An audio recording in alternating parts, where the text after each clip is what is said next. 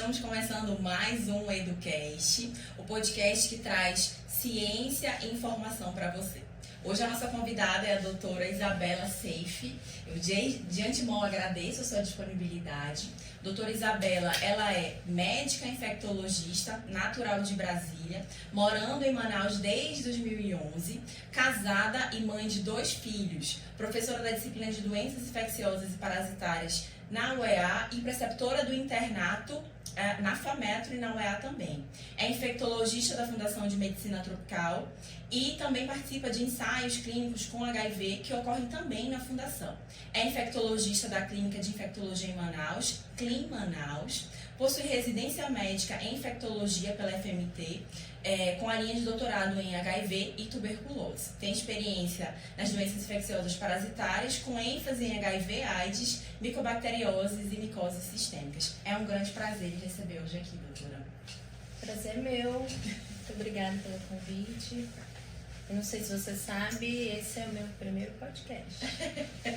Primeiro de muitos. A doutora topou fazer parte do podcast porque a gente entende que a informação ela é primordial para a mudança de pensamento das pessoas. A informação ela é essencial. Uma informação válida, uma informação concisa, ela é essencial dentro do nosso dia a dia.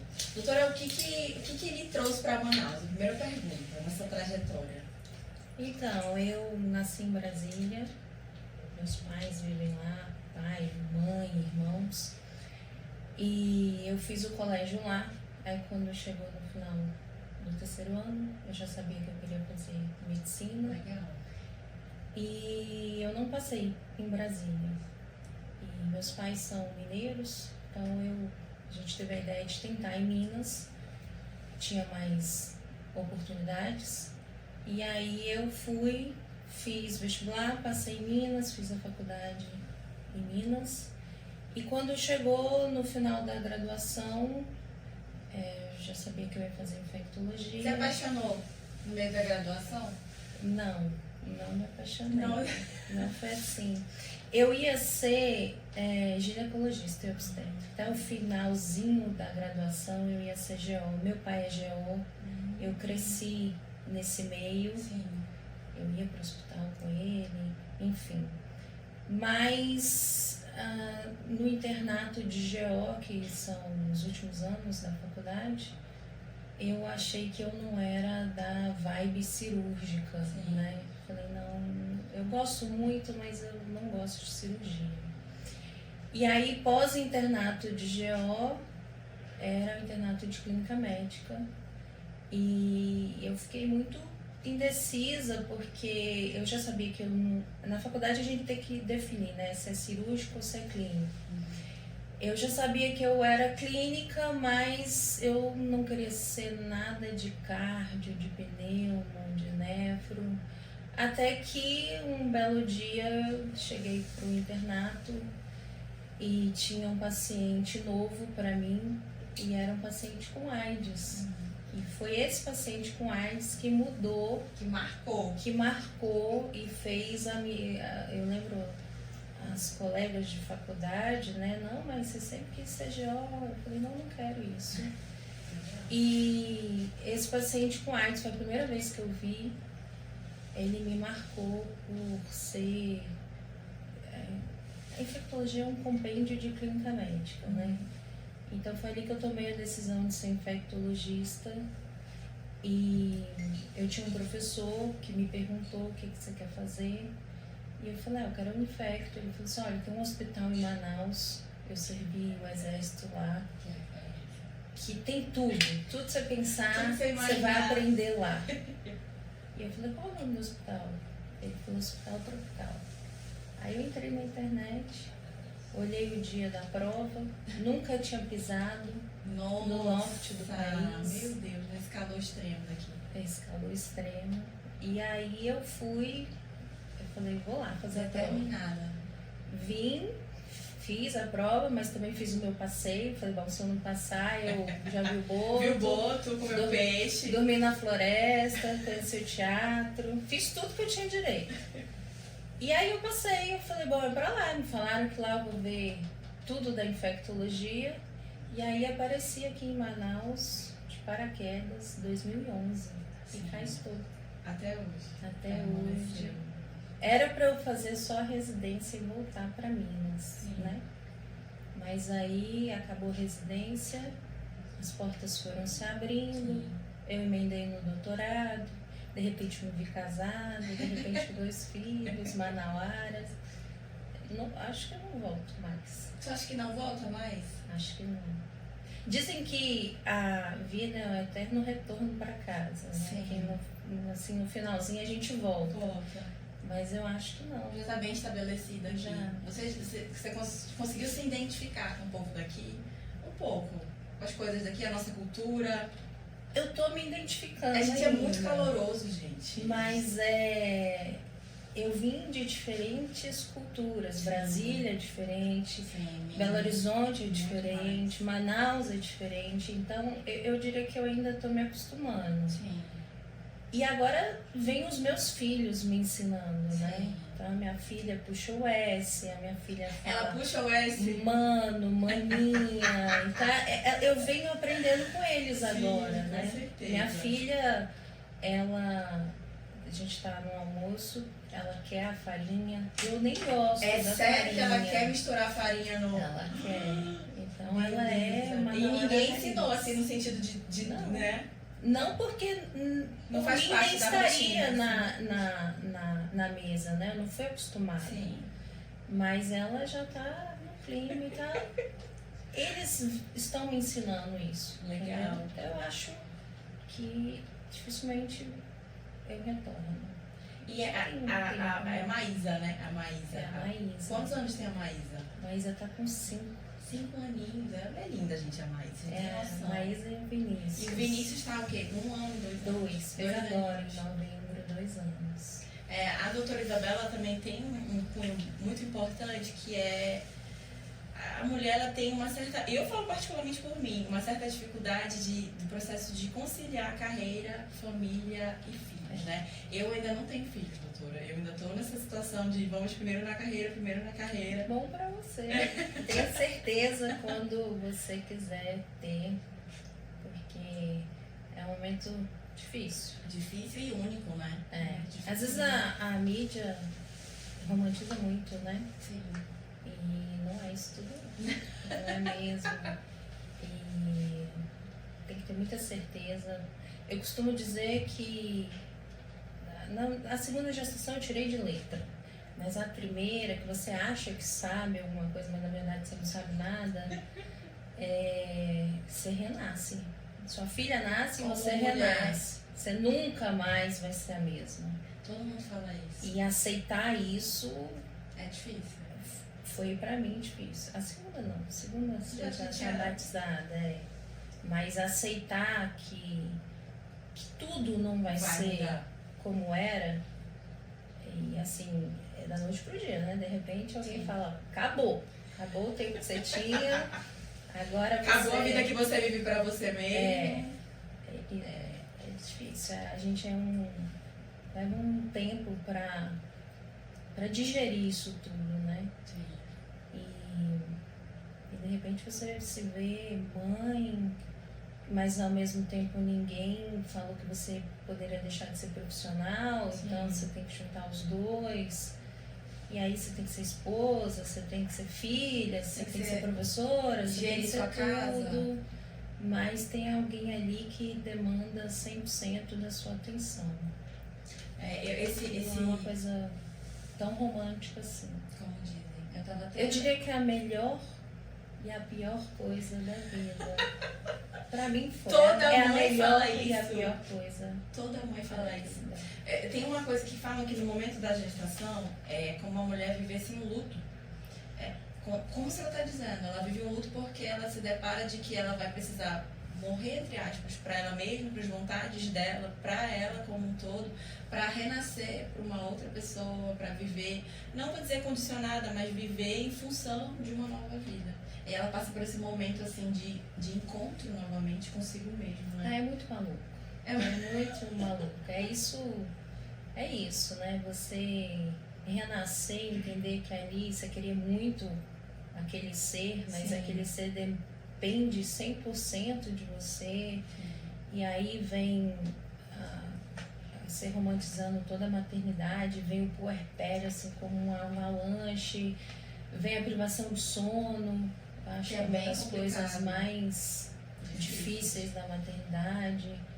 Algumas pessoas têm, é para elas fácil amamentar, para outras não é.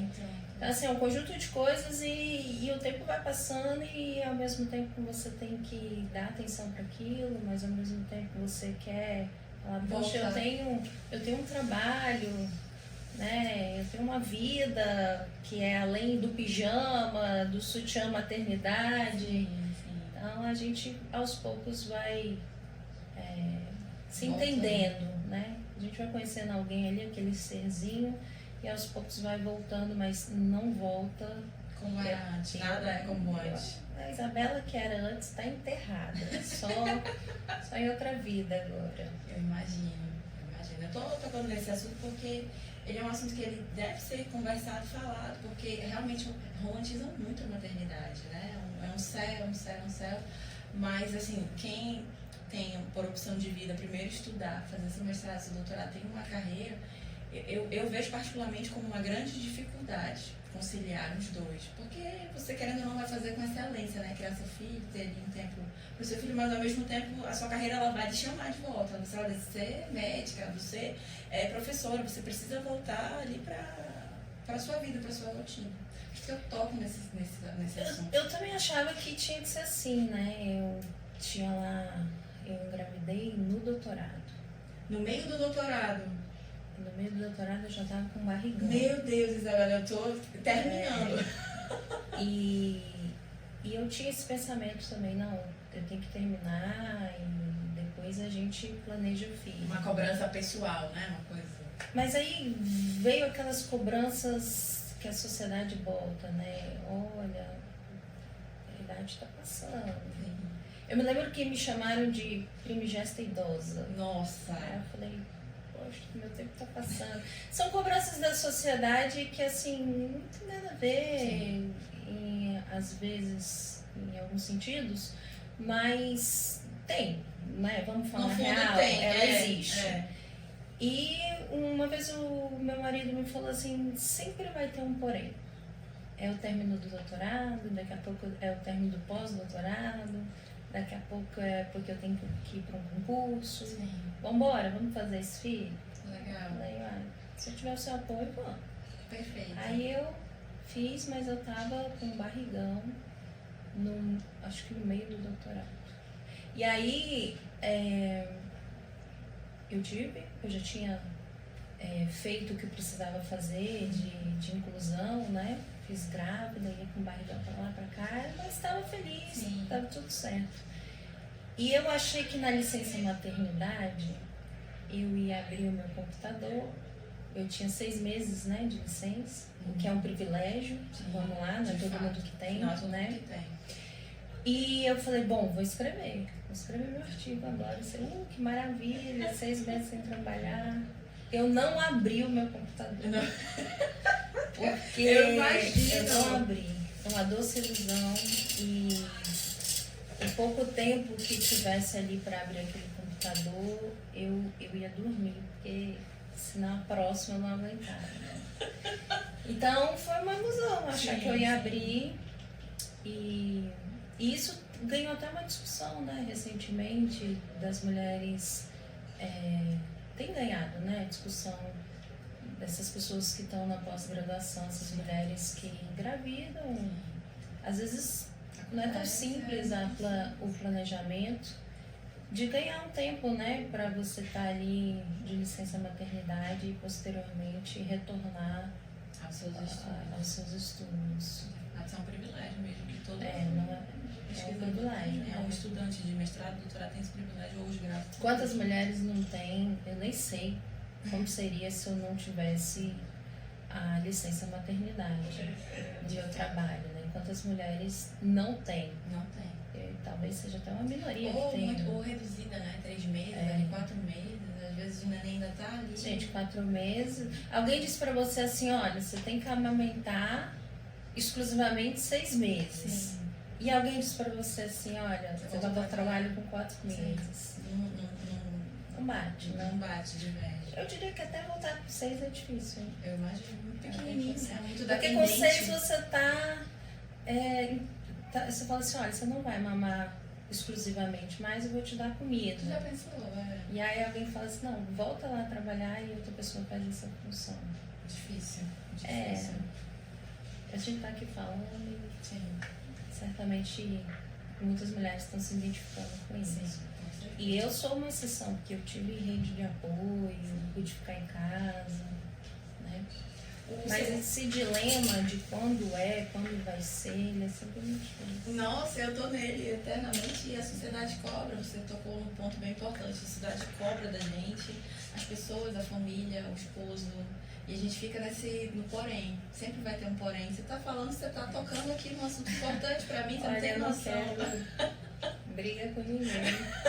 Mas eu sei como é. A gente tá sempre. Não é a hora, não é a hora.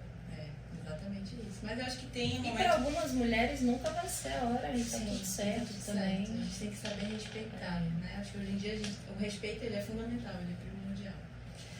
Vamos mudar de assunto, meu Deus, esse assunto é muito difícil, ele é polêmico.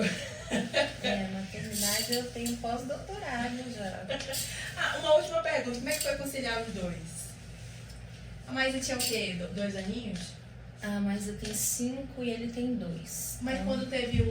então ela tinha 3 aninhos. Isso. Aquela idade que dizem que é a puberdade infantil, né? 3 aninhos, 2 ou 3 aninhos? Dizem que começa com o tal do Terrible Two, né?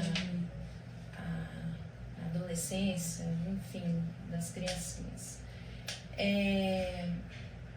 O início não foi fácil não, porque ela demanda, né, atenção. De repente chegou alguém ali e ela fala, e eu? Cadê o meu posto, né? Sim. De princesa da casa. Então assim, os primeiros meses não foi fácil não. Mas depois que ela entende, e eu entendo que agora eu sou mãe de 2 e ela tem ali aquela pessoa para ajudar comigo a entender que tem um novo ser ali, a gente tirou de letra. Então eu diria que os primeiros meses foi um pouco conturbado, mas agora é um encarne. E eu imagino. Não, agora tá bem tranquilo. Legal. É um período bem tranquilo aí do segundo filho. Mas tem lá suas brigas, já começaram a bater no outro, mas a casa já tá em equilíbrio. Legal. Que bom. Relativamente tranquilo. Legal. Mudando de assunto agora completamente, agora no início de dezembro saiu o boletim epidemiológico a respeito do HIV e da AIDS, né? E quando eu particularmente vi o boletim e vi o mapa, né, com a questão da quantidade de casos no território brasileiro, espalhados no território brasileiro, e me deparei com o Amazonas no primeiro lugar no ranking com maior prevalência, maior número de casos de HIV/AIDS, me deu uma angústia, porque hoje nós temos acesso à informação, nós temos acesso à terapêutica pré-exposição, hoje o SUS ele disponibiliza até mesmo preservativo. Eu fiquei pensando, doutora, por que a gente ainda está nesse ranking por que nós estamos no primeiro lugar nesse ranking? O que a senhora pode estar comentando a respeito? Hoje, você está correta em dizer que hoje a gente já sabe como não pegar HIV. Né? A doença, eu acho que relativamente tem um período curto ainda. Vamos lá, o HIV a gente toma conhecimento lá pelos anos 80. Sim. Mais ou menos a minha idade. Tá? Então, para conhecer, para dominar a doença, para a medicina é um tempo relativamente curto, né? Mas hoje a gente não tem a cura, mas a gente já sabe como não pegar e como não morrer de HIV, né? Só que isso só repercute em dados se tiver informação. Eu acho que um dos grandes problemas, não só no nosso estado, no Brasil, em países subdesenvolvidos, é que a informação chegue para todos. E se ela não chega, não há como combater isso. O mundo está falando hoje em término da AIDS. Não é mais para as pessoas terem AIDS. Não era nem mais para eu ter paciente com AIDS. Eu diria que daqui a pouco não é nem para eu ensinar AIDS na faculdade. Mas a gente está devagar. Um cenário totalmente diferente. Né? Imagina, o mundo está falando que, olha, a gente tem metas para acabar com a AIDS e eu vejo AIDS todo dia. Assim, se a informação não chega, a gente não vai conseguir. E é difícil chegar à informação, porque eu tenho que falar de diferentes formas. Né? Nosso podcast vai chegar a um público, mas há um outro público que não vai ser alcançado. Então, ter estratégias de como que a gente vai alcançar mais pessoas é um dos pilares para a gente mudar alguns desses cenários. Imagina, se hoje eu tenho como não pegar HIV, e esse não pegar não está restrito a dizer só sobre preservativo, tem outras formas de prevenção, né? E eu preciso ter essas outras formas para alcançar as pessoas. Não é todo mundo que usa preservativo, a gente sabe disso. Não há como fechar os olhos e achar que todos vão usar, né? Então eu tenho que alcançar essas pessoas e falar da prevenção, do que a gente chama de prevenção combinada. Mas a gente não está alcançando, por algum motivo a gente não está alcançando. A gente tem a PrEP, que é a profilaxia pré-exposição sexual, né? Então é um comprimido que eu posso tomar todos os dias. Um comprimido. Hoje é um comprimido. Gente, um comprimido. E antes era um coquetel, não falava? Era um 9? Não, são coisas diferentes. Totalmente diferentes. A PrEP, a gente está falando de profilaxia pré-exposição sexual para eu não pegar o HIV. O coquetel, que hoje a gente nem não usa chama mais essa palavra, era quando aquelas pessoas no início do HIV tratavam a doença, vamos lá, Cazuza, Renato Russo, em que tinha vários comprimidos. E como essas pessoas acabavam descobrindo o HIV já na fase de AIDS, além dos comprimidos do HIV, tem os comprimidos das infecções que ocorrem porque a imunidade está baixinha. Então, era muito comprimido. E esse cenário ainda existe, né? Então, quando eu digo que ainda há AIDS, essas pessoas têm vários comprimidos porque acabam descobrindo num cenário em que adoeceram, porque a imunidade ficou muito baixa. E tem como não ser assim. Agora, a PrEP é para aquelas pessoas que não têm HIV e que a gente quer que continue assim, né? A senhora pode estar explicando pra gente, porque por mais que seja claro entender a diferença de HIV e AIDS, tem gente que não consegue desmembrar o que é o HIV e o que é a AIDS. Você está correta, tem gente que não sabe. E assim, então como é que eu vou combater esses números grandes se eu não atingir quem não sabe o básico, né? Às vezes eu vou dar um diagnóstico de HIV para uma pessoa extremamente humilde e eu tenho que explicar o que é o HIV, porque ela não sabe, né? Então, HIV vai ocorrer se eu tiver uma exposição sexual desprotegida, né?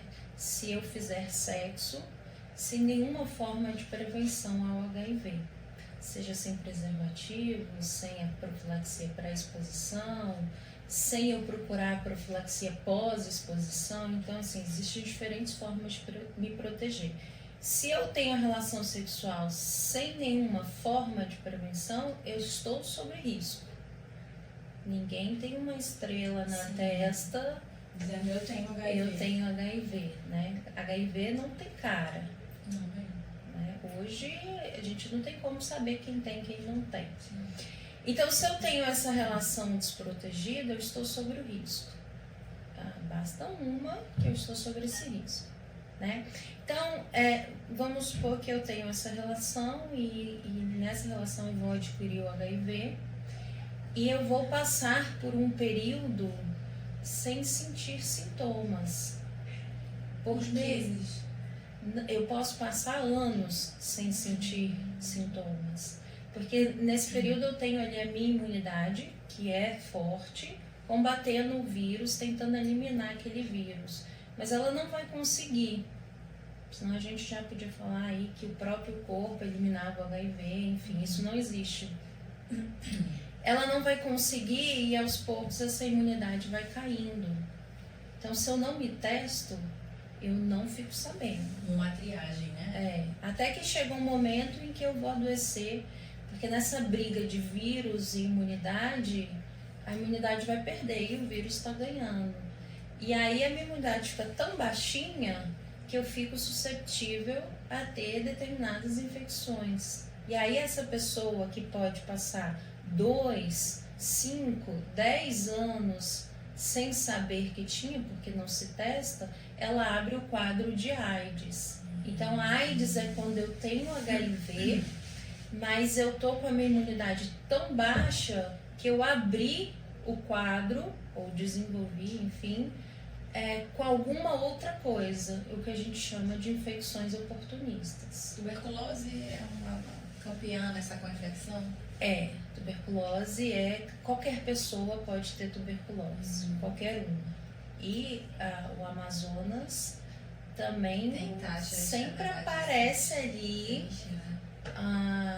com a tuberculose, né? Então, geralmente Amazonas e Rio de Janeiro briga ali no mapa, quem é que vai aparecer campeão aí da tuberculose. O clima é propício, né? Quando a gente vai estudar um pouco de tuberculose, a questão da climática. A tuberculose, apesar de qualquer pessoa poder ter tuberculose, ela ainda está intimamente relacionada à pobreza.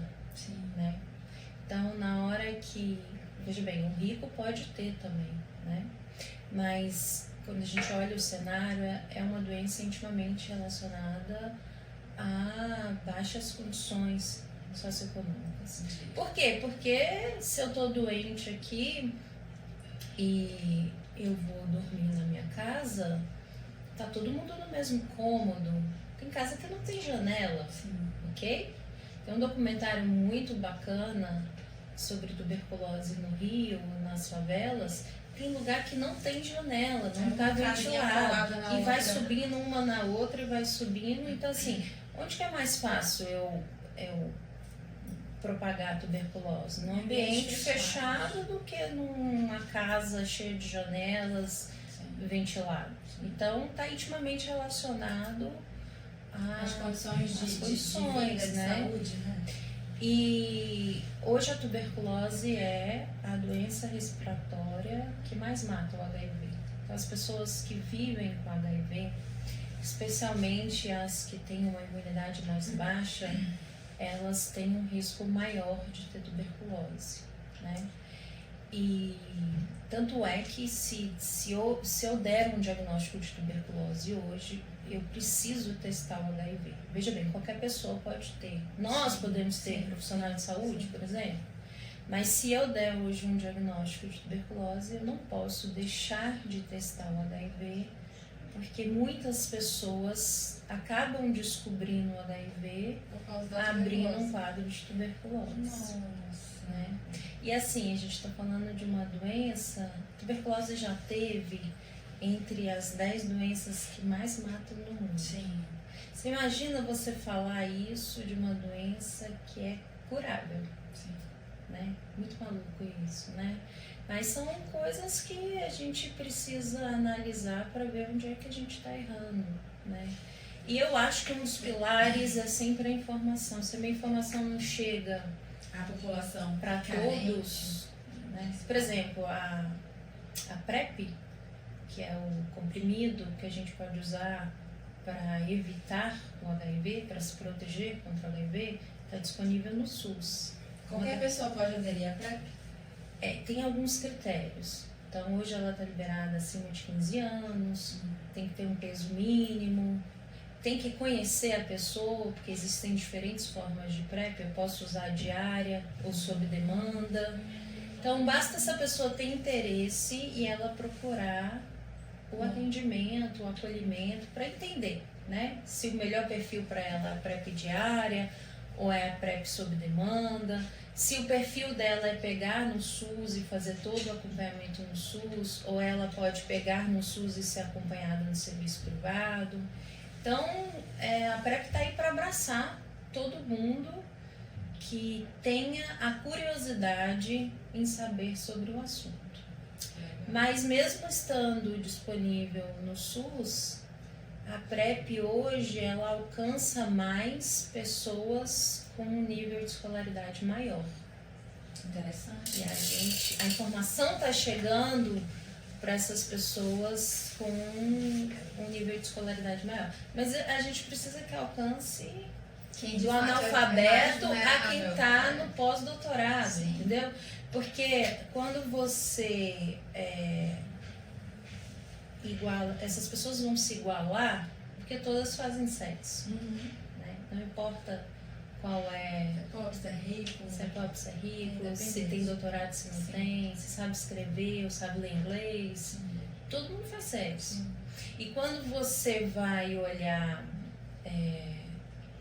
a chance desse sexo ser desprotegido, é alta. Né? E eu costumo dizer, atire a primeira pedra quem nunca transou sem preservativo ou pensou em tirar o preservativo. Né? Especialmente o jovem. Hoje o problema do HIV, ele também se concentra no jovem, porque tem jovem morrendo de AIDS. Sim. Evoluiu a doença ao ponto de estar com a AIDS, pegou ali com a infecção, infelizmente veio a outra. Você acha que também um dos problemas é o estigma? Sem dúvida alguma. O preconceito? Sem dúvida. A gente chama isso de... Uma vez um paciente me ensinou isso e eu nunca mais esqueci. A gente chama isso de morte social. Nossa. Pesado, né? Pesado. Pesadíssimo. Então, você tem informação, você tem ali disponível como não pegar, ou se pegar, como não morrer. Mas ele falou assim... É melhor nem saber. Essa é a ideia deles? Não, essas pessoas elas querem ser diagnosticadas, querem ter acesso ao serviço, querem ser tratadas. Quem é que não quer viver? Sim. Né? Mas ele me falou, doutora, não adianta você ficar falando, eu tô num processo de morte social. Nossa. E aquilo me marcou bastante, porque sim, ele está inserido numa sociedade que não evoluiu quanto o diagnóstico, né? O diagnóstico, o tratamento, a prevenção. A sociedade ficou meio paradona. Totalmente, mas é falta de conhecimento. A senhora vai até se assustar. Uma pessoa assim, próxima de mim, por saber que eu sou da área da saúde, estou no tropical, ela chegou comigo e falou assim, ai, deixa eu te perguntar, me chamou no isolado, achei que fosse uma coisa assim, meu Deus, vai cair o mundo. Me fala uma coisa, porque descobriram que a menina falando de tal estava com HIV e ela sentou no banco, olha a ideia. Ela sentou no banco e ficou meio suado e logo depois outra pessoa sentou. Será que aquela que sentou depois pegou HIV? Mas ela estava assim num nervo, sabe? Numa euforia, a gente percebia a angústia dela. Quando ela me perguntou isso, eu ri, porque, né, isso é uma coisa básica. Como é que mas o básico não chega. A transmissão ocorre dessa forma, eu tive que explicar, olha, a transmissão é por contato sexual e tudo mais, você não tem como você pegar o HIV, só de você tocar. Eu fiquei pensando assim, bom, ela vive nessa sociedade atual, ela tem acesso à informação, mas ela está me perguntando o básico, que é a forma de transmissão. Um outro parâmetro é a questão das testagens. Você falou sobre testar sempre, realizar uma triagem de vez em quando.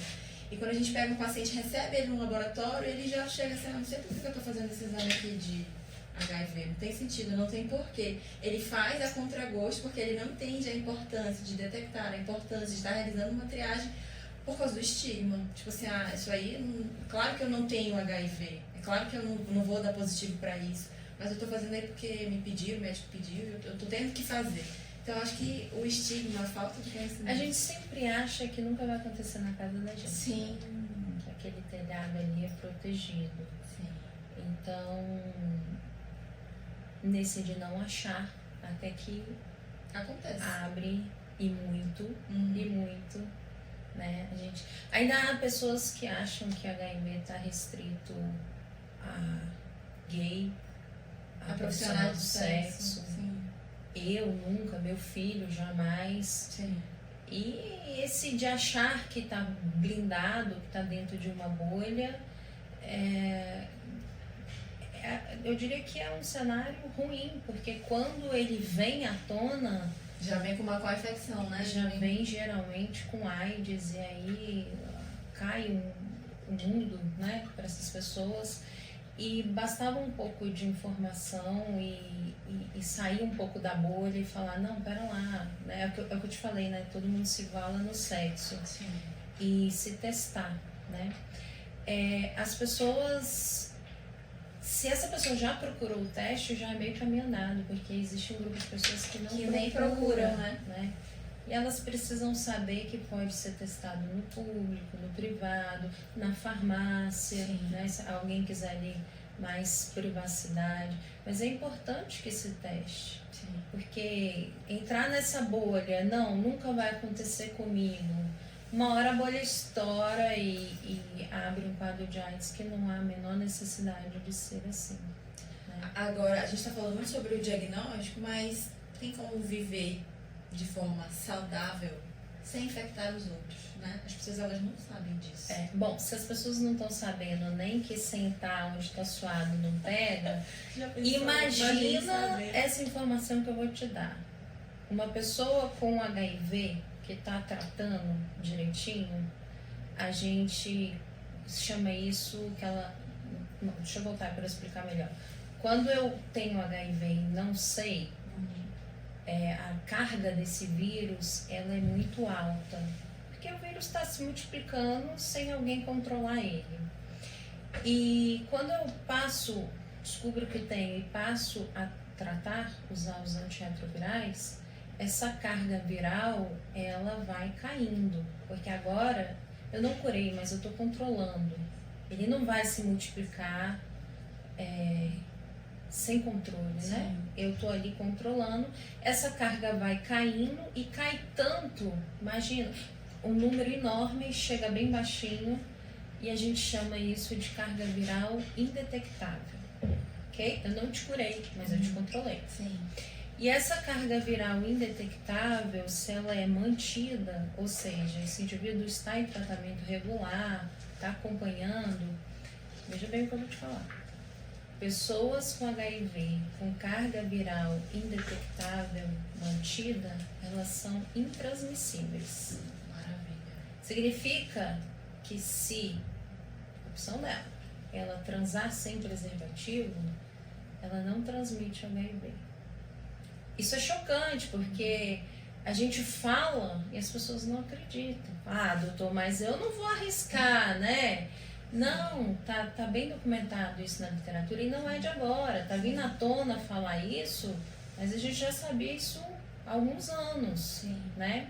Então, você chegar e falar isso para uma sociedade que não quer saber muito sobre o assunto, é difícil furar essas bolhas, né? Difícil. Mas as pessoas indetectáveis, elas são intransmissíveis e precisa ser dito isso porque isso faz parte da prevenção.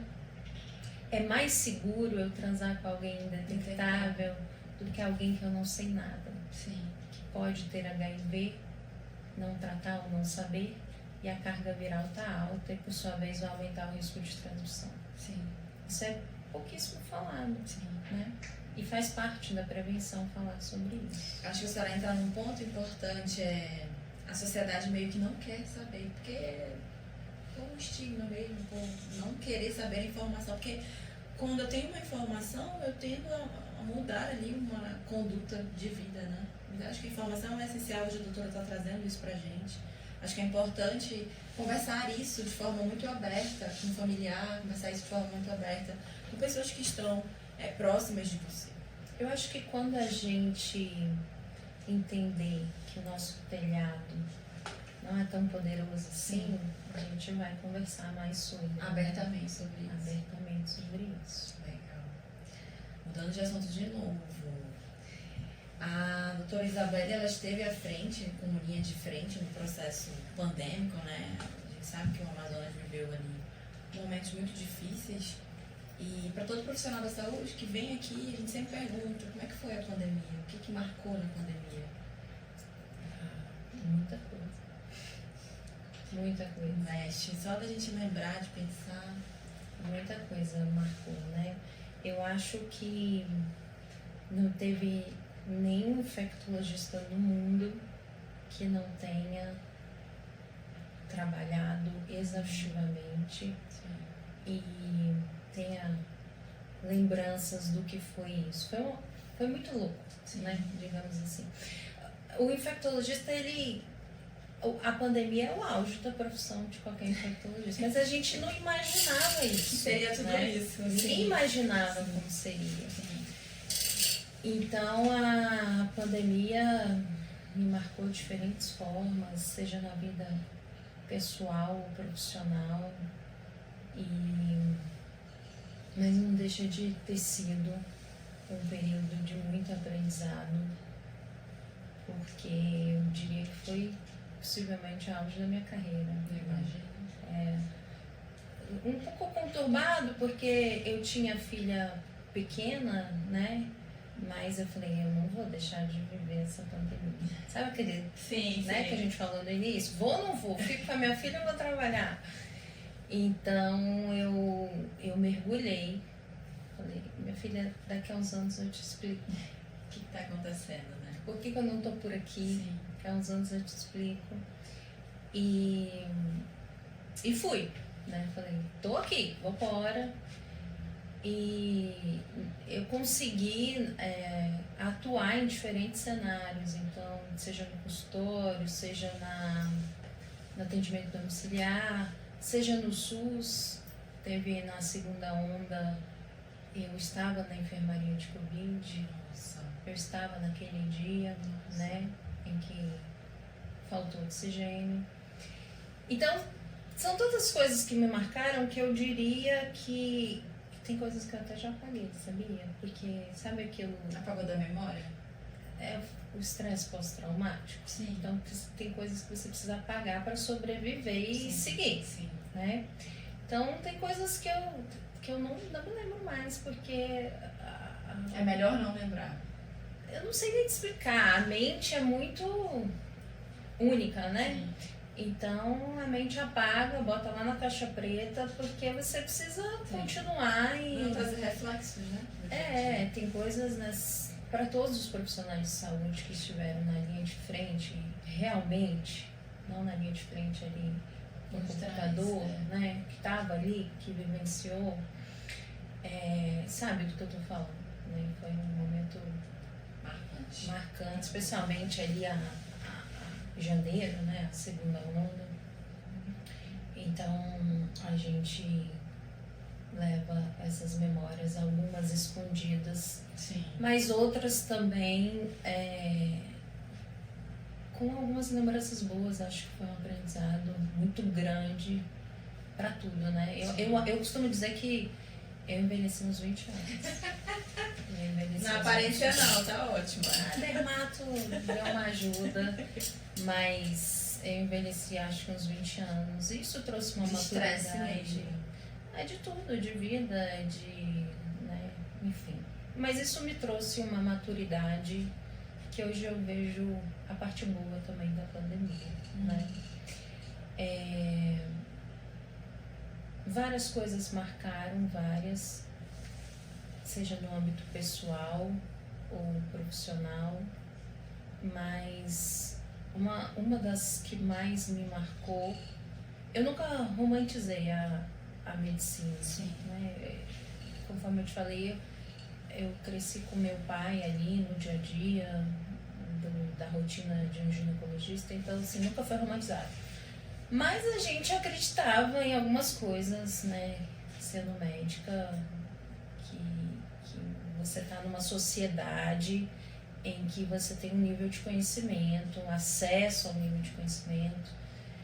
E uma das coisas que me marcou bastante na pandemia foi um pouco a banalização da medicina, né? Quando eu estava num grupo de WhatsApp que um profissional compartilhava algo assim tão na cara que era uma fake news, né? Eu falei assim, poxa, o que está acontecendo? Por que não foi verificar, checar a informação? É, né? e assim, você entende que um leigo, ele tem todo o direito, porque ele não foi ensinado a ver, A buscar informação. a buscar. Ele é enganado facilmente, né?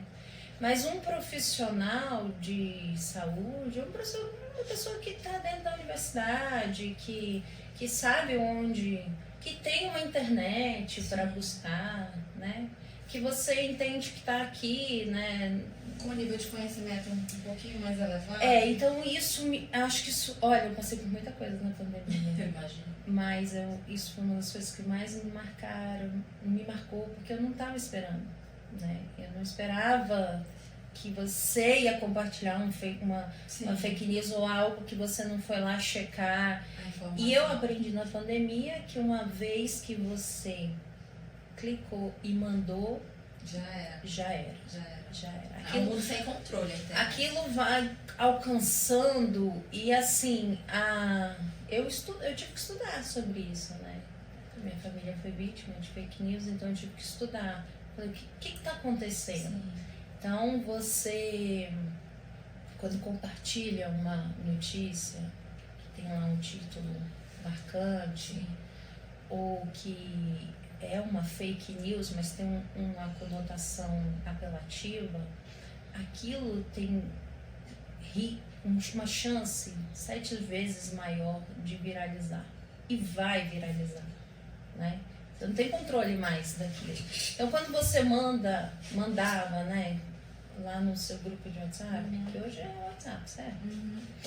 Ou no Instagram, e não tinha pensado um bom senso ali de será que tá no momento de eu mandar aquilo? Será que não vale a pena eu checar? Será que não vale a pena eu conversar com quem tá ali, entende, né? exato.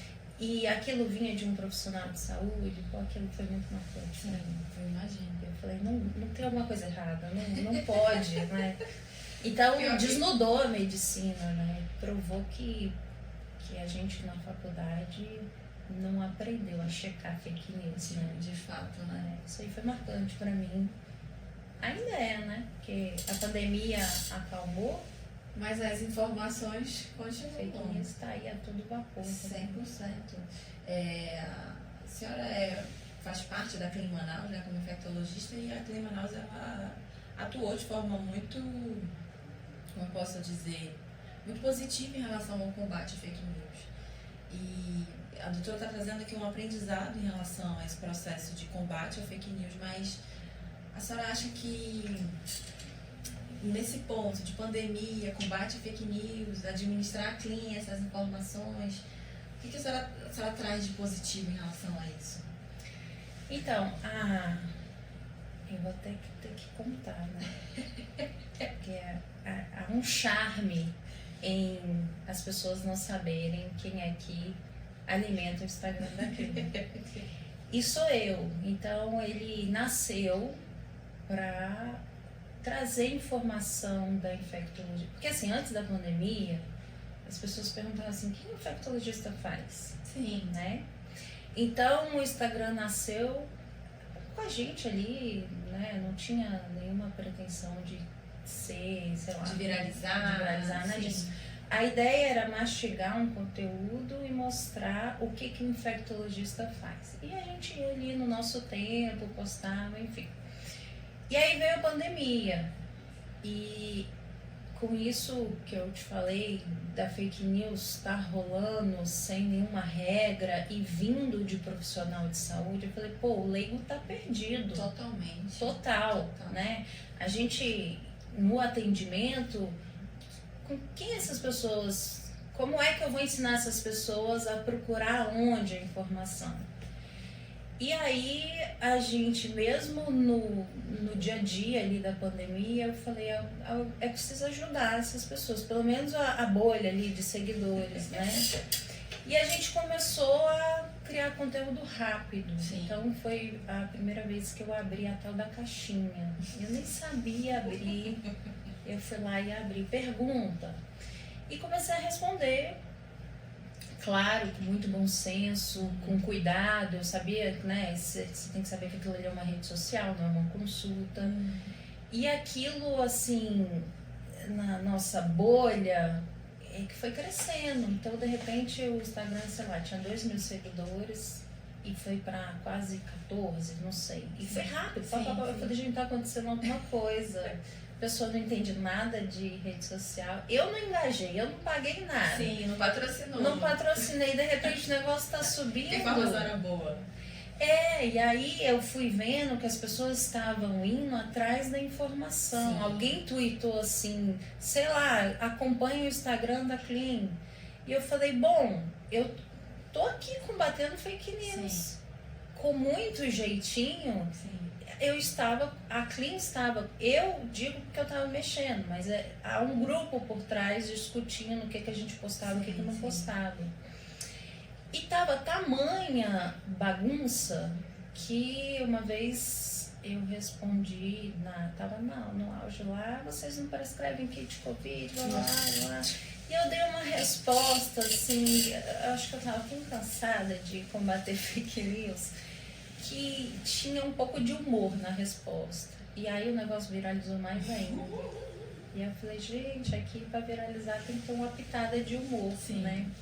Então a gente começou a dar informação, a combater fake news. A história das vacinas era em cima. E era preciso mostrar porque o leigo, ele se inspira no profissional, né?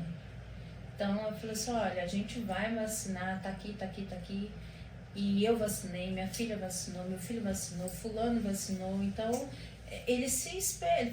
Doutora Isabela vacinou, vamos vacinar, né? Exatamente. Doutora Isabela falou que não pode? Sim. Olha, pera lá. Então a gente usou a página para levar essas informações. E foi cansativo, tinha que ficar repetindo a mesma pergunta. Até porque novos seguidores, né? O que está acontecendo? Novos seguidores com público que não. Com os donos que não sabem muito de rede social, não ligam muito para isso. Mas a gente foi aprendendo e foi combatendo, e aquilo. Bom, saí de 2 para 14. Viralizou completamente. Com informação Viralizou boa. aqui na minha bolha, mas viralizou, né? Sim. E a gente conseguiu. Algumas pessoas publicam agradecendo o trabalho que foi feito aqui local, né? Para a Rede Manaus. Sim. E eu, sem perceber, a gente estava fazendo isso e foi muito legal porque a gente conseguiu mastigar o que talvez as pessoas não estavam conseguindo ler e interpretar. Porque assim, saía protocolo, saía guideline e era 400 páginas, então a conversa também foi para o profissional de saúde, né? Então a gente botava lá links para ele entrar no artigo, para ele ler aquele protocolo, mas era tudo muito intenso, então mastigar isso foi bacana. E tanto é que a gente já perdeu boa parte dos seguidores, porque estavam lá assim, só quero saber de Covid, tchau, vou embora. Mas gente, sigam o Clean Manaus. Sigam o Clean Manaus. Eu acho super interessante as postagens, porque a doutora, ela consegue, agora que a gente já sabe que ela está por trás de tudo. Sou eu que estou por trás de tudo. Não era para falar, mas as pessoas perguntavam, quem é que está respondendo? É fulano? E a gente ria. Porque, né, fala assim, pô, esse humor aqui, eu acho que é do médico tal. Sim. E não é a doutora Isabela, ela tá com a filha, e eu lá respondendo, mas algumas respostas eram também dos outros que, como todo mundo não acessa, eu ia lá e respondia, né? Um ponto importante, a doutora, ela trazia a informação científica, mas por uma linguagem do povo, vamos dizer assim. Qualquer pessoa, um leigo, lia ali a postagem e entendia. não sabendo que a senhora estava por detrás de tudo, e a gente usava de fato essa informação que a Clean passava no Instagram para tentar disseminar a boa informação. Eu lembro que no grupo da minha família era como um show de fake news, gente, era um show, nossa, a gente começa a se coçar. E eu falei assim, gente, como é que eu vou pegar uma informação que a pessoa vai ler, não vai interpretar de uma forma errada e vai mudar o pensamento dela? Aí eu pegava o linkzinho de lá e passava pra minha família e já diminuía os ânimos e falava, gente, isso aqui é informação com qualidade, vocês têm que ler. Então, assim, por mais que você acredite que você alcançou poucas pessoas, você não tem ideia de quanto vocês mudaram os pensamentos, assim, mudaram condutas de vida, de família, de seres familiares. Porque, assim, o que tinha de informação inconsistente, errada, fake news e assim, a gente tentando combater, mas não tendo aquela informação precisa. É desesperador, né? Totalmente. É desesperador. Totalmente. Eu via, assim, no meu meio mesmo, as pessoas que trabalham na minha casa, pessoas leigas, totalmente perdidas. Eu falei, não, a gente precisa, tá todo mundo atendendo, mas a gente precisa dar uma atenção aqui, vamos usar essa tal de rede social. E a gente não tem noção, né? É óbvio que 14 mil seguidores é pouco, Sim. certo? Mas a gente não tem noção do alcance disso. Agora, você falou uma coisa que tem pessoas que, tipo assim, se a Clean postou, sabe? Deus do céu, Clean na terra. Isso tomou uma proporção que... Uma autoridade. Uma autoridade, porque a gente, somos profissionais que já estamos há algum tempo no mercado, conhecidos, mas ficou uma autoridade local da pandemia, né? De fato. Então, isso repercutiu em qualquer outro post, porque a gente sabia que qualquer coisa que eu falasse, já como profissional de saúde, você já tem um peso, mas havia um peso maior, então as postagens tinham que ter muita cautela, Sim. muito atenção, porque eu não podia trazer mais pânico para a população, né? E isso hoje trouxe um peso, né? Não é, a gente não posta com tanta frequência, mas aquela postagem pode ter certeza que ela foi estudada, a forma de falar, o conteúdo, porque a gente ganhou um público ali. Um público que está ali só esperando, né? Vamos ver aí o que a Clean vai falar. Então, isso tudo nasceu para combater fake news. E sem querer, na nossa bolha ali, a gente exerceu esse papel. Com muita maestria, eu acho. Eu acho legal essa história, porque ninguém tá nem aí para rede social. Somos uma geração que, né, tá até cansada de rede social. Excesso de informação. Mas foi uma forma de trabalho. Sim. Né? De combate de ser um trabalho que a gente não imaginava que estaria nesse setor, né? Sabemos que a educação tem a capacidade de mudar a vida das pessoas. E a senhora está falando sobre fake news. Qual é o conselho que a senhora dá sobre educação em qualquer contexto? Como professora. Eu acho que a fake news veio para ficar. É muito difícil controlar isso. Sim. Né? Muito difícil. E como professora eu tenho dito, até porque é uma geração diferente da minha, é uma geração que está nas redes, né? É uma geração que vai modernizar a medicina com inteligência artificial, ok? Então, tem que estar ali com o computador aberto, um celular ligado. Então, eu tenho tentado ensinar bom senso, né? A informação vai chegar, ela chega o tempo todo. O que a gente está conversando aqui, na hora que eu abri o WhatsApp, tem uns 300 ali, 300 mensagens no grupo, certo? Né? Assim, então a informação vai chegar, você não tem como bloquear isso. Então eu tenho tentado ensinar para essas pessoas, para esses alunos, que a fake news chega na área da saúde, né? E chega com força, tá? Chega com força. A gente está vendo aí o cenário da baixa cobertura vacinal. Sim. É um exemplo de fake news, né? Eu tenho tentado ensinar bom senso, sabe? A gente tem... aprendido a voltar ao básico, não é? O A gente tá básico tão é lá na essencial, frente que agora parece que a gente está voltando pro básico. Sim. Então eu tenho tentado ensinar eles o básico. Informação eles vão precisar checar, eles vão precisar ir em outras fontes. Eu tenho tentado ensinar para eles que aquilo que me marcou de um profissional de saúde compartilhar, que eles não podem fazer isso, né? E isso é educar, Sim, né? Eu tenho tentado educar que no âmbito ali da pressa, você tem que regredir, porque o impacto que ele vai dar num grupo, né, é grande. E até você falar assim, olha, me desculpe, eu compartilhei uma coisa falsa, Sim. a primeira impressão é que fica, não é? Sim. Então eu acho que esse tem sido uma tecla que eu tenho batido bastante na hora de ensinar, educar esses meninos, porque veio para ficar e a gente vai ter que lidar com isso. E isso fica para todos nós, né, gente? Checar uma informação, verificar se aquilo de fato é verdadeiro ou não, já que a informação está na palma das mãos, ela está tanto pro bem quanto pro mal, né? Porque custa a gente checar, tá certo, tá errado, essa informação que eu vou compartilhar, ela é fidedigna ou não? Encerrando o nosso bate-papo, que é tão prazeroso, como é que tá os seus projetos atuais? Você terminou o doutorado, pensa em fazer pós-doc, já está no pós-doc? Como é que tá isso? Então, eu já terminei em 2019 e agora eu estou envolvida em projetos com mulheres com HIV. Olha que legal. Vou fazer 10 anos de assistência às mulheres com HIV no SUS, né? E você lembra que eu queria ser gineco? Como eu não consegui ser, eu tô tentando curar um pouco isso, porque agora não dá mais, né?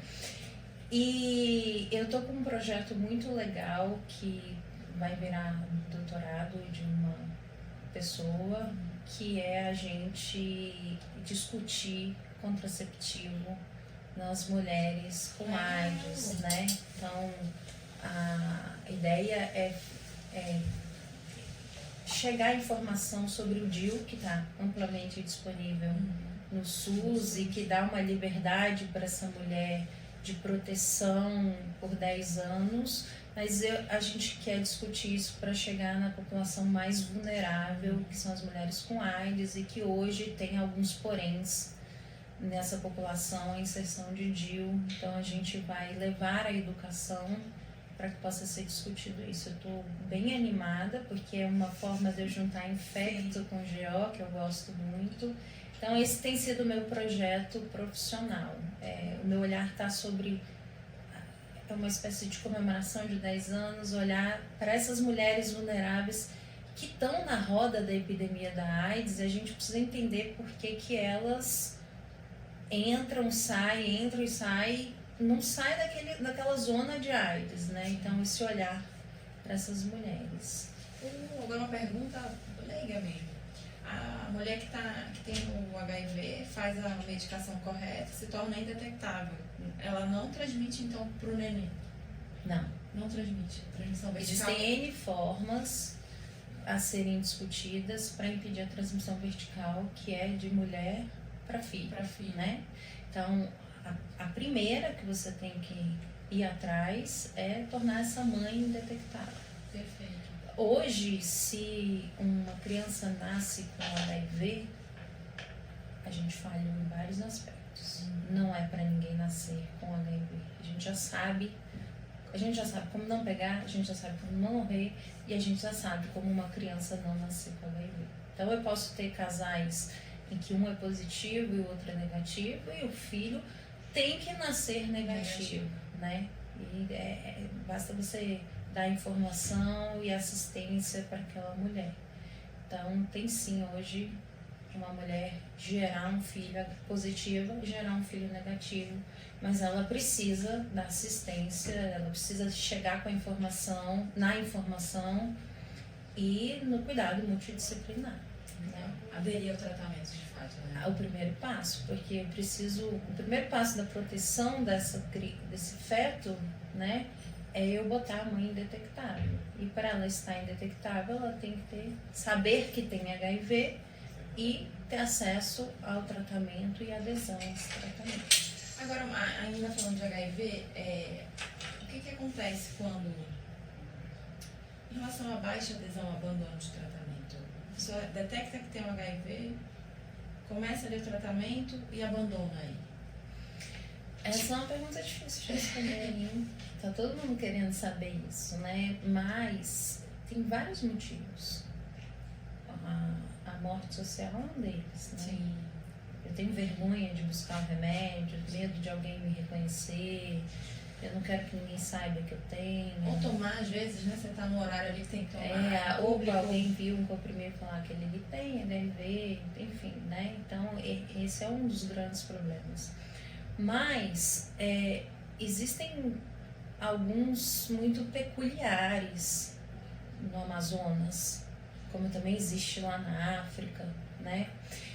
Veja bem, se hoje uma mulher recebe diagnóstico de HIV, mas ela mora longe, né? Uma população ribeirinha, por exemplo, você não imagina o trajeto que ela faz para vir buscar esse remédio. Sim. Por mais que você facilite, é uma luta. É uma luta. E às vezes você pode até levar o remédio mais próximo, mas ela não quer que a comunidade dela veja. E ela tem todo o direito, sim, ok? Então há algumas peculiaridades em cada população, eu digo o Amazonas, que a gente precisa olhar para isso e ver como é que atinge essas pessoas que estão abandonando. Sim. Tem hoje já estudos mostrando, e é muito legal, que tem um público que você não vai alcançar, ele vai falhar em ir lá na farmácia. E a gente fala hoje de Tarb Delivery, eu mandar a Tarb para ele, que ele vai tomar se chegar na casa dele. Olha que legal, uma muito estratégia, legal, né? De fato pode ser. É só você olhar para você, imagina você que está aqui correndo, tá todo mundo correndo, sim, né? Ia correr, né, filha, doutorada, isso, aquilo. Esqueci de buscar meu remédio. A farmácia tem um horário ali útil que as pessoas, o servidor está trabalhando, ok? E nisso eu esqueci. E como não tá e eu vou nada, né? Não é esperado, sim, né? Então, mas há também aquele que eu tô aqui trabalhando, para lá, eu vou buscar o meu remédio. De forma consciente, né? Então, existem pessoas e pessoas. Então, a gente precisa voltar um pouco o olhar para alguns grupos. Sim. E os estudos vêm olhando como é que eu faço para essa pessoa melhorar não abandonar, né? Porque se ela não abandona, ela vai continuar indetectável e diminuir a transmissão. Então, é aquilo que eu te falei, é uma pergunta difícil de responder, né? Mas são vários poréns que a gente precisa olhar e ver como é que faz para melhorar a adesão. Alguns fáceis de ser resolvidos, outros nem tanto, né? Assim, conversando... Eu tenho um paciente que acompanha no serviço privado e que diz que o dia que a gente largar, ele não sabe o que fazer, porque ele não vai pesar no SUS. Nossa. Com medo de encontrar alguém por lá e sofrer o estigma. A gente precisa falar sobre isso. As pessoas estão inseridas numa sociedade que tem esse olhar, né? Então, enquanto a gente não mudar essa geração que está vindo, então, um novo conceito e conversar sobre HIV sem tabu, sem pré-julgamento, a gente dificilmente vai conseguir mudar isso. É uma mudança de mentalidade, né? Eu acho que toda uma mudança de sociedade. De sociedade. E assim, a gente precisa, porque é provável que enquanto a gente está conversando aqui, tem alguém com HIV no ambiente de trabalho. Sim. E eu não posso sair falando qualquer bobeira, né? Eu me lembro que eu ouvi uma palestra, eu acho que eu estava num congresso, alguma coisa assim, e estava escrito assim, o H de HIV é de humano. Forte isso, né? Sim. Então a gente não dá mais para sair falando o que eu aprendi, o que os meus pais me ensinaram. Veja bem, eu sou de uma geração que as pessoas chamavam de aidético. Cazuza é aidético, Renato Russo não dá, não posso falar isso mais. Sim. Né? Não cabe mais. Não nem cabe mais. Não cabe mais. Eu tenho que a gente tem que reaprender, readequar. E não é. Às vezes as pessoas falam, isso é mimimi. Não, não é. Se você não reeducar essa nova geração, você não consegue educá-la. Sim, né? sim. E aí eu não saio do lugar. Né? Eu tenho uma leve esperança que essa nova geração, geração Maísa, geração Benício, eles vêm com um respeito, uma empatia maior, sabe? Pelo diferente, por aquilo que não é comum a todo mundo, porque essa nossa geração de agora, a gente percebe isso, a falta de respeito, a falta de empatia, a questão da discriminação, do estigma mesmo. Minha esperança é esse povo que está crescendo, já ter consigo, dentro de si, da sua mentalidade, do seu caráter, o respeito, a empatia. O diferente, ele é diferente, mas eu tenho que amar por ele ser diferente, tenho que amar a escolha dele, independente do que ele escolheu ali, ou independente do que ele é. Eu também tenho essa esperança, mas às vezes eu falo, será que isso vai ser diferente? Porque tem que ser uma educação tão dentro de casa. Sim. Né? E eu não sei se a gente vai lá de trabalho de formiguinha, né? Vai fazendo, mas é uma coisa que vem de berço, que a sua comunidade tem que falar igual, né? É uma coisa a ser vencida difícil, né? São raízes, é o que o seu pai te ensina, é conversar na escola, eu costumo dizer que meus filhos passam mais tempo na escola do que na minha casa. Se a escola não conversar sobre isso, se eu não conversar sobre isso, não vai mudar muito, entendeu? Esperança eu tenho, mas eu enxergo como um cenário difícil. Sim. Né? De a gente alcançar o que a gente espera, que seja, que é o respeito ao próximo, lembrar que o HIV é o H de humano, né?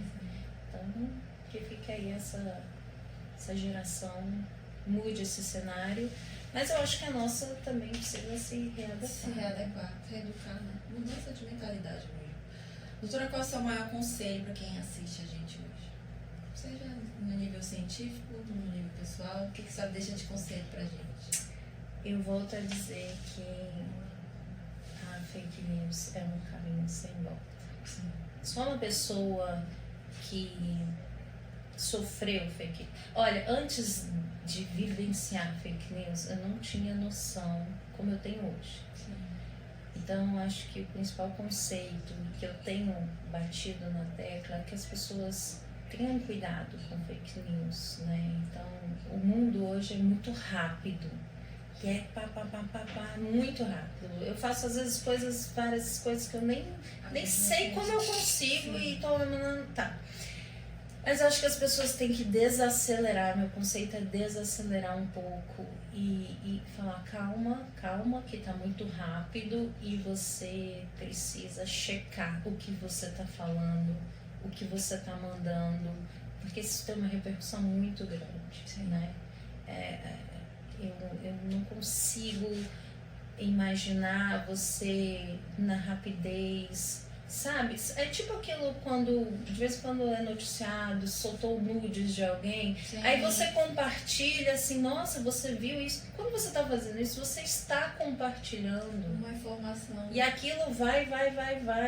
Então, acho que o meu maior conceito para quem está assistindo a gente é calma, né, no que você está lendo, no que você vai passar ali para o seu grupo, porque isso tem feito grandes estragos na sociedade. E aí a minha bolha, né, que é a área de saúde, e como infectologista, então eu estou muito inserida nessa bolha, porque hoje, por exemplo, se você não checa e aquilo repercute a um pai ou uma mãe não vacinar aquela criança, sim, aquela criança está chegando para mim com uma doença infecciosa que não era para ela ter. Não era então, assim, eu estou muito inserida nessa bolha, então eu acho que eu tenho tentado passar bastante essa mensagem, né? Então, por exemplo, se hoje eu pegar alguém com sarampo, essa pessoa não foi vacinada. Não fez o básico. Não fez o básico. E se você for lá na origem, por que não fez o básico? Possivelmente pode ter uma fake news dizendo que a vacina causa isso, causa aquilo, enfim, entendeu? Então eu acho que por hoje eu bateria muito nessa tecla, porque tem muitas repercussões, muitas. E o impacto que isso causa, né? Na pessoa. Eu não consigo imaginar, é sempre muito difícil, mas eu não consigo imaginar para um pai ou para uma mãe receber um diagnóstico de uma doença de um filho que poderia ter sido prevenível com vacina, né? As vacinas às vezes podem até não impedir você de pegar, mas elas estão para impedir você de agravar, né? Eu não consigo imaginar a dor que possa ser isso para um pai. Poderia ser evitável, né? Poderia ser evitável, né? Mas isso vem crescendo e é por isso que a gente tem que ter noção do que a gente compartilha. Essa noção precisa existir, porque cada vez mais as pessoas estão inseridas em redes sociais, em grupos, e se isolando e conversando. Se a gente não tiver essa noção, fica difícil tentar controlar um pouco, né? E aí, como eu tô nessa bolha, tá chegando tudo aqui, né?